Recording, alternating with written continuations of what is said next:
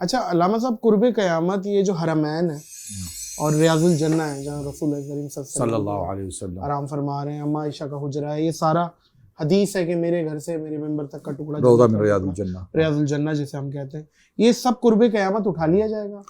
دیکھیں کس زمین کے حساب سے اٹھا لیا جائے گا؟ کیا ہے تھوڑا اس کو سمجھائیے. حرمین جو مکہ ہے اور مسجد اقصیٰ ہے. حرمین کے بارے میں تو یہ روایت بالکل ہے کہ اس کو مسمار کر لیا، یعنی خانہ کعبہ کی بات کر رہا ہوں، سوری میں حرمین، جی خانہ کعبہ کی، خانہ کعبہ، ہاں بالکل. اس کو قیامت سے پہلے ذو سویقین ایک حبشہ سے ایک شخص آئے گا جس کی رانے پتلی ٹانگیں ہوں گی، یعنی رانے نہیں ہوں گی، جی جی، اور وہ جو ہے نا چونکہ اس کوئی طواف نہیں کر رہا ہوں گا تو وہ اس کو گرا دے گا بالکل مسمار. تو یہ ہے کہ حجر اسود جو ہے وہ، یہ روایتیں ہیں، جی جی جی بالکل. میں یہ نہیں کہتا ہوں کہ بالکل مستند روایت ہے، لیکن وہ خانہ کعبہ کے گرا جانے کی جو روایت تو پکی ہے، لیکن حجر اسود کے بارے میں یہ روایت بھی ہے کہ اس وقت وہ اڑ کے جنت میں چلا جائے گا. اب وہ ہاں فرشتے دوبارہ جنت میں لے جائیں، جنت سے آیا پتھر جنت میں لے جائیں. لیکن حجر اسود کے بارے میں بھی یہ کہا جاتا ہے اسے بھی توڑا گیا، کچھ حصے، کچھ اس کے ٹکڑے ترکی میں بھی لگے ہوئے. تو دیکھیں میرا دوست دیکھ کے آیا، اس نے مجھے بتایا ہے کہ ترکی میں کچھ حصے لگے ہوئے ہیں. کچھ حجر اسود کو اگر آپ دیکھیں تو پورے پتھر میں وہ حجر اسود نہیں، کچھ حصے ہیں. نہیں، ہاں جی کریکٹ کریں، پورا کا پورا حجر اسود ہی ہے. اچھا، لیکن یہ جو 20 یا 21 سال کے لیے چوری ہو گیا تھا. اس کو ایک فرقہ تھا کرامتا، اور بڑا ظالم تھا، اور اس فرقے نے اس کو اٹھا کر لے گیا تھا بحرین میں اپنے پاس. وہی سمجھتا تھا کہ مسلمان اس حجر اسود کے لیے جو ہے نا میرے پاس آئیں گے. پھر 21 سال گزرنے کے بعد انہوں نے واپس کر دیا تھا. اور حجر اسود کی جو مطلب تعریف یہ ہے کہ یہ آگ میں جلتا نہیں، یعنی گرم نہیں ہوتا ہے، اور پانی میں ڈوبتا نہیں ہے. اس کی دو اہم نشانی ہے. تو جو علماء گئے تھے اس کو لینے کے لیے تو انہوں نے پہلے اس کو آزمایا.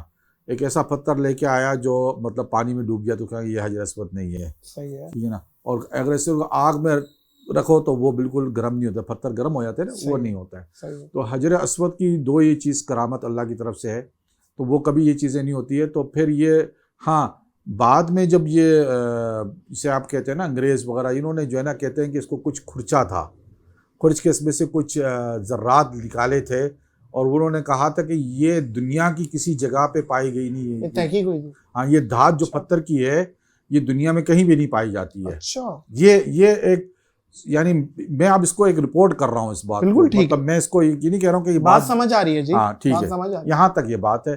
اب ترکی میں ہو سکتا ہے کچھ ویسی ذرات کی چیزیں وہاں پائی ہو، لیکن حجر اسود پورا کا پورا حجر اسود ہے یہ. ٹھیک ہے، کیونکہ روایتوں میں تو یہ ہے کہ جنت سے آیا ہے، جنت سے سفید پتھر تھا، جی جی، گناہوں کی وجہ سے یہ کالا ہو گیا. اور حجر اسود کل قرب قیامت جب میدان محشر لگے گا تو گواہی بھی دے گا. بالکل، جب اس کا استلام کرتے ہیں، اسے چومتے ہیں. ابھی بلکہ اتنا ہزاروں کی بھیڑ لگ گئی ہے کہ سعودی گورنمنٹ نے شاید وہ سوچ رہے ہیں کہ اس کو بند کر دیں آپ، کیونکہ ابھی ایک حادثات ہوئے ہیں، موتیں ہوئی ہیں، جس کی وجہ سے انہوں نے کہا کہ اب ہم آگے حج پہ رسک نہیں لے سکتے. تو شاید مائٹ بھی پاسبل اطلاعات حجر اسود کو بند کر دیا جائے چومنے کو، فزیکلی چومنے سے. اللہ تعالیٰ معاف کرے. کیونکہ اس کی بھی ویسے میں ایک تجویز میں آپ کی وساطت سے دینا چاہوں میں کہ جب آپ نے ریاض الجنہ کی اپائنٹمنٹ طے کر لی ہے اور ایک پروگرام ہے، ایک پورا سسٹمیٹک ہو گیا ہے کہ آپ نہیں دے رہے، کہ آپ پورا سال میں ایک دفعہ الاؤ کر رہے ہیں، ٹھیک ہے، آپ کسی طریقے سے ریاض اپنا حجر اسود کی بھی مطلب کچھ ایسی ترتیب کرے کہ کوئی بزرگ، کوئی عورت، بہت بے حرمتیاں ہوتی ہیں. ایک یقین کریں، میں آپ کو تجانی صاحب، آپ بلکہ بہتر سمجھتے ہیں، لوگوں کے پردے اتر جاتے ہیں چومنے کے چکر میں. تو اس کی کوئی تجویز بھی دے دینا. تجویز تو علماء نے کہا ہے کہ جب دور اگر آپ نہیں پہنچ سکتے ہیں دور سے استلام، تو دور سے استلام کر لیں، کافی ہے اس بات کی. صحیح، وہ بھی چومنا ہی ہو گیا. آپ نے جب ہم جاتے ہیں روضہ رسول پر، جی، تو آپ کو وہاں پہ شرطا یا وہاں پہ جو کھڑا ہوتا ہے وہ آپ کو کہتا ہے کہ نہیں اس سے کوئی فائدہ نہیں ہوگا، جبکہ اللہ تعالیٰ نے سورۃ یوسف میں حضرت یوسف علیہ السلام کی قمیص سے جو ہے نا حضرت یعقوب علیہ السلام کو شفا عطا فرمائی آنکھوں کی، تبرک کے طور پہ. نہیں بالکل تبرکات. تو تبرک جو ہے وہ رسول صلی اللہ علیہ وسلم جب کہہ رہے ہیں کہ میرے حجرے سے لے کے ریاض الجنہ، روضہ من ریاض الجنہ، یعنی جنت کی باغوں میں سے ایک باغ ہے. تو جنت میں سے اگر کوئی شخص جا کے اپنے آپ کو مسلے، ہاتھ لگائے तबर्रुक के तौर पे, फिर عوام इसमें بھی معذرت کے ساتھ نا عوام بھی کچھ زیادہ چیزوں میں غلوب کر جاتی ہے، جس کی وجہ سے اچھا ایک ہی پوائنٹ آف ویو ہمیں نہیں، لیکن دوسری طرف بھی دیکھا جائے کہ کچھ ایسی معاملات ہو جاتے ہیں کہ کوئی پتہ نہیں خط لکھ کے آگے رکھتے نہیں، وہ غلو نہیں، وہ آپ اس کو کرنا، اور بدتمیزی دیکھیں، وہ گستاخی ہے، گستاخی ہے. میں تو اس خود کو آپ اس چیز گستاخی سے سمجھیں. ستایا ہوا ہوں، خدا کی قسم.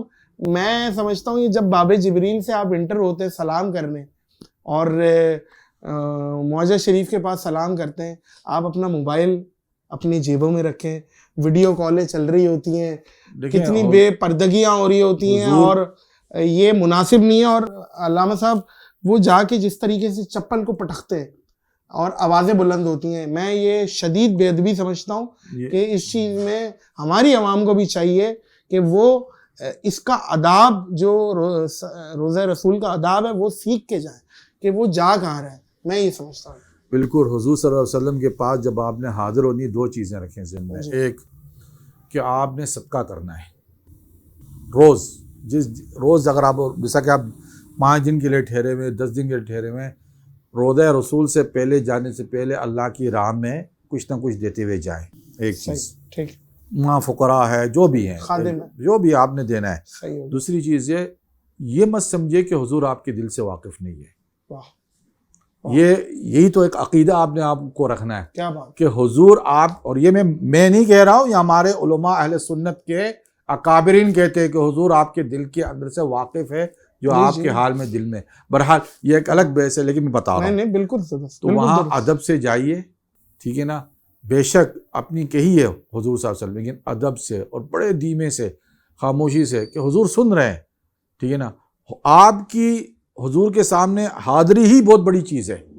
اسی میں سمجھ لیں کہ آپ کا بیڑا پار ہو گیا. اللہ کہ حضور کہتے ہیں کہ ایک روایت میں یہ ہے کہ میں اس پورا متن عربی میں یاد نہیں، لیکن میں آپ کو اس کا مفہوم بتا دیتا ہوں کہ جس شخص نے یعنی میری قبر کی زیارت کی، سمجھا نا، اس کو یعنی اس کی بخشش کی جو ہے نا مجھ پہ واجب ہو گئی. جی بالکل ایسے، ٹھیک ہے نا.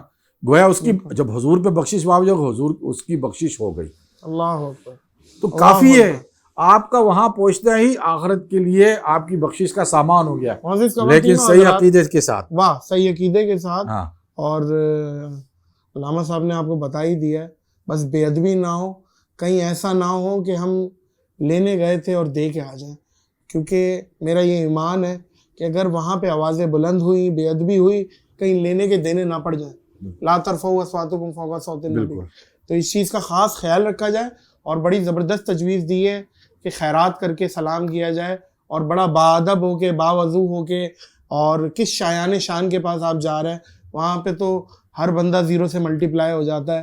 جو چیزیں میں نے دیکھی، میں اس چیز پہ بڑا ووکل ہوں علامہ صاحب. اور مدینے کی بے ادبی پہ تو میں ایک باقاعدہ پروگرام کرنا چاہ رہا ہوں کہ لوگوں کو اس پہ ایجوکیٹ کروں کہ اس چیز کا اس کو بڑا سیریس ہو کے دیکھا جائے. بہت بہت شکریہ علامہ صاحب، اللہ آپ کو جزائے خیر دے. اور آپ میں ایک بات پھر دہرا رہا ہوں، معزز خواتین و حضرات، علامہ مولانا فاروق تیجانی صاحب سے آپ اختلاف کر سکتے ہیں، لیکن آپ ان کا مذاق نہیں اڑا سکتے. سوال ہی پیدا نہیں ہوتا، کیونکہ ان کی ایک ریسرچ ہے، ان کی ایک تحقیق ہے.